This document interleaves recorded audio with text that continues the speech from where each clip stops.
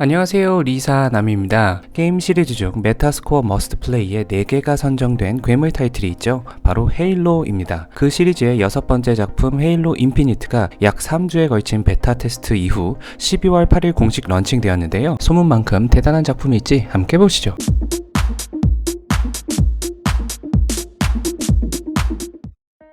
역사의 한 줄기를 장식한 헤일로, 먼저 제작사부터 가볍게 알아볼게요. 헤일로의 20년 역사에는 두 거대 개발사가 등장합니다. 헤일로 1편부터 3편까지, 그리고 프리퀄 헤일로 리치를 개발한 번지가 초기작 개발사고요. 사실상 헤일로 시리즈의 어버이가 되겠죠. 이후 기존 시리즈 리메이크 버전을 시작으로 헤일로 4, 헤일로 5, 그리고 헤일로 인피니트를 개발한 후기 개발사가 이 정신을 이어봤습니다. 2007년 마이크로소프트로부터 번지가 독립할 때 일부 인력이 흡수되면서 설립된 343 인더스트리가 말이죠. 기존 데이터와 서버 등을 포함해 판권을 물려받은 343 인더스트리즈는 제니치의 병력 13처럼 한 우물만 파내려온 개발사로서 지금의 헤일로 시리즈의 명성을 이어오는 중요한 역할을 해오고 있죠. 참고로 343 인더스트리즈는 헤일로 시리즈에서 등장하는 궁극의 빌런 343 GT 스파크에서 그 이름을 따왔습니다.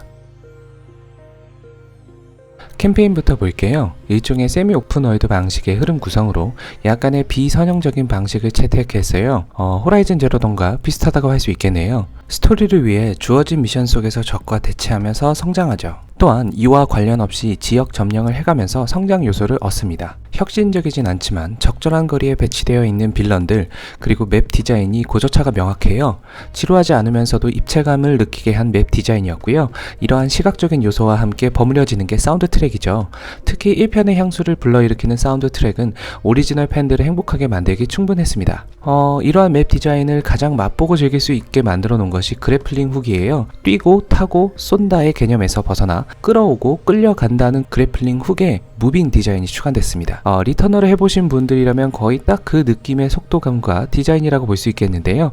이 그래플링 훅을 벽에 쏴서 이동하거나 끌어오거나 방패를 풀거나 적을 마비시키는 등 입체적인 플레이를 할 수가 있어 최고로 손꼽고 싶은 전투 디자인이었네요. 높은 해상도와 프레임으로 6여 년 만에 헤일로 월드를 다시 한번 누빌 수 있다는 점에서 팬들에게 큰 선물이지 않았겠나 싶습니다.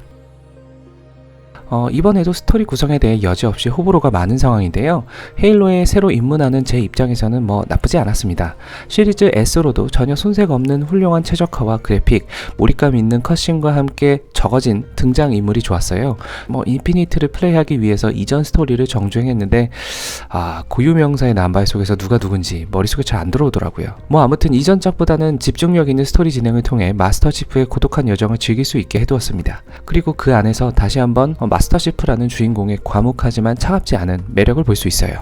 다만 이번 시리즈에서도 조금 아쉬웠던 건 이전 스토리에서의 벌려놓은 상황을 마무리하기보다는 베니시드라는 또 하나의 종족을 이슈로 하여 새로운 흐름을 추가했다는 점이에요. 은하계급 이슈 한가운데 있는 코타나의 행보를 어떻게 풀어나갈지에 대한 설명보다는 새로운 AI, 새로운 파일럿, 그리고 새로운 적진의 등장으로 계속 판을 벌린다는 느낌이었죠. 다만 저와 같이 헤일로 시리즈를 얕게 알고 있는 신규 유저들에게는 부담 없이 마스터 치프의 매력을 느낄 수 있는 작품임은 확실했습니다.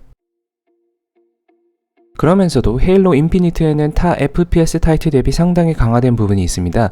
탈 것과 무기 요소죠.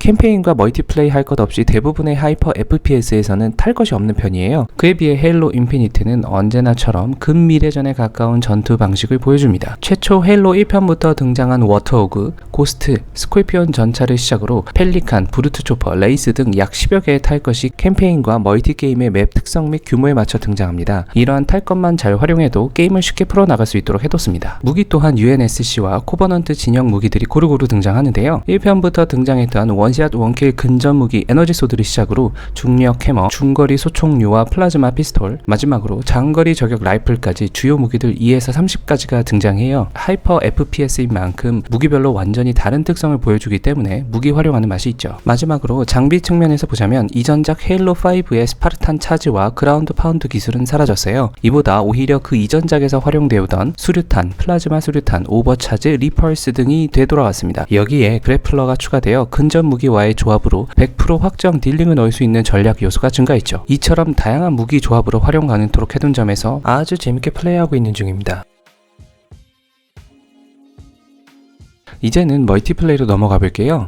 이번 작품에서도 역시 잘 활용되고 있는 체력바, 보호막 분리 개념과 함께 보호막 자동 충전 개념이 있어 TTK가 길어요. 죽기 직전이라도 해당 장소를 살짝 벗어나면 다시 회복돼서 싸울만 하죠. 여기에 에너지 소드나 중력 해머 등이 등장해 그래플링 훅과 함께 근접점도 가능하도록 디자인됐어요. 그만큼 원거리, 단거리, 중거리, 근거리를 아우르는 하이퍼 FPS의 특징을 잘 살린 타이틀입니다. 4에서 5로 넘어오면서부터는 멀티플레이 시스템만큼은 거의 완벽하다 싶을 만큼 잘 정립이 되었고, 이번 6에서도 이 요소들을 잘 계승해 왔습니다. 또한 상당수의 유저가 키보드 마우스 유저가 아닌 패드 유저이기 때문에 처음 입문한 뉴비인 저로서도 할만한 타이틀이라고 느꼈어요. 멀티플레이의 경우 무료인 만큼 얼마든지 입문자들도 시도해볼 만한 타이틀이라고 생각합니다.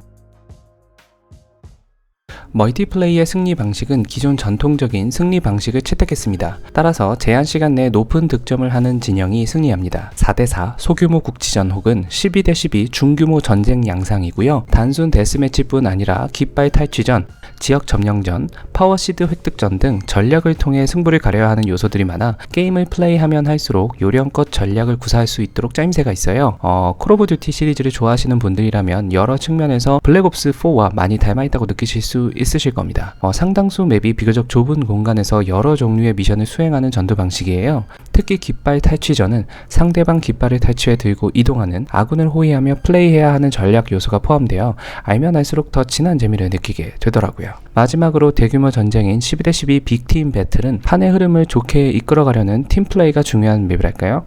이와 같이 여러 검증된 요소들이 다시금 잘 버무려져서 멀티플레이 하나만으로도 농도 짙은 재미를 주는 타이틀임이 확실했습니다.